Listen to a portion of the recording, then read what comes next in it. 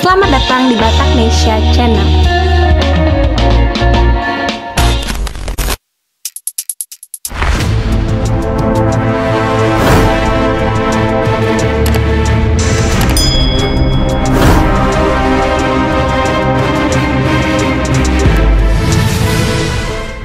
Kapolri Jenderal Listio Sigit Prabowo kembali memutasi ratusan anggota Korps Bayangkara.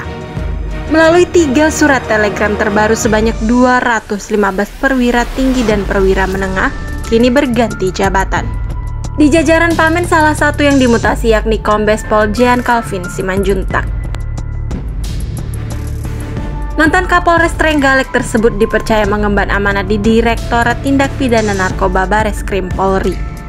Kombes Pol Jean Calvin Simanjuntak, penyidik tindak pidana Madya TK3 Bareskrim Polri, diangkat dalam jabatan baru sebagai Kasubdit 1 Ditipid Narkoba Bareskrim Polri.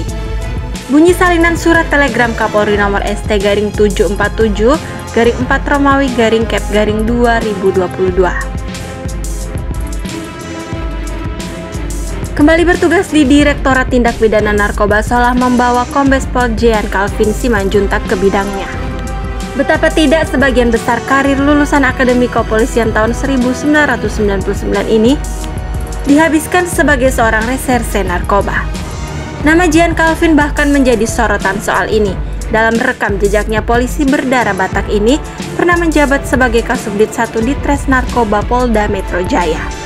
Disinilah beliau bersama timnya memberangus peredaran narkoba di ibu kota. Tak tanggung-tanggung, Pak Calvin dan anak buahnya pernah meringkus sederet publik figur terkait dugaan penggunaan atau kepemilikan barang-barang haram itu. Sebut saja misalnya Jenny Fardan. Tak cuma Jenny Fardan, kegarangan Pak Calvin dan pasukannya dalam memberantas narkoba juga memakan korban lain. Artis Roro Fitria turut dibekuk.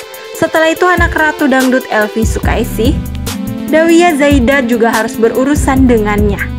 Pak Calvin pula yang membuat pelawak Tri Retno Prayudati alias Nunung Sri Mulat tak berkutik.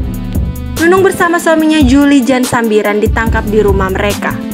Kombes Jean Calvin Simanjuntak pernah menjadi sorotan setelah turun langsung ke kediaman pimpinan Front Pembela Islam atau FPI. Kala itu Pak Jean Calvin Simanjuntak datang untuk menyerahkan surat panggilan kedua. Setelah negosiasi sekitar 5 menit, beberapa orang penyidik dipimpin Pak Calvin masuk ke gang Paksi untuk menyerahkan surat tersebut kepada keluarga Habib Rizik. Sebelum bertugas di Bareskrim, Pak Calvin dipercaya Kapolri waktu itu Jenderal Pol Tito Karnavian untuk memegang tongkat komando teritorial. Pada September tahun 2019, beliau dipromosikan sebagai Kapolres Trenggalek Polda Jawa Timur.